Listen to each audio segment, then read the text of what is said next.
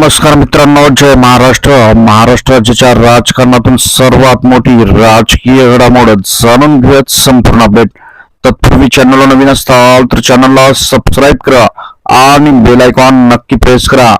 मुंबईतून ठाकरे गटासाठी मोठी आनंदाची बातमी. मुंबईतून महानगरपालिकेच्या स्थायी समितीतून मोठी आनंदाची बातमी. जाणून घेऊयात संपूर्ण वृत्त. तर फटाफट चॅनलला सबस्क्राईब करा आणि बेल आयकॉन नक्की प्रेस करा. मुंबई महापालिका जरी ठाकरे गटाच्या हातातून गेले असेल तरी पण मुंबई महानगरपालिका निवडणूक 2026 नंतर स्थायी समिती सत्ताधारी भाजप आणि शिवसेना शिंदे गट आणि विरोधी पक्षाचे शिवसेना ठाकरे, काँग्रेस, मनसे आणि MIM यांचे संख्याबळ समान आले आहे. एकूण 23 सदस्यांमध्ये दोन्ही बाजूंचे संख्याबळ 13 इतके आहे. ही समानता निर्णय प्रक्रियेत अडथळा ठरू शकते.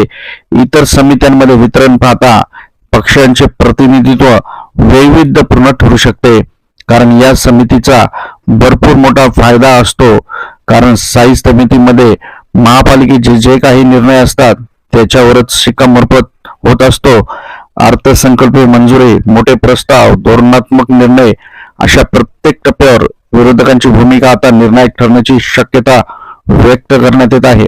त्यामुळे आता आगामी काळात प्रत्येक स्थायी समितीमध्ये राजकीय गणित बदलत आहे आणि याला आता महत्त्व प्राप्त झालेलं आहे. मित्रांनो, आपल्याला काय वाटतं कमेंटमध्ये कमेंट करा. परत भेटूयात नवीन अपडेट सोबत. जय महाराष्ट्र.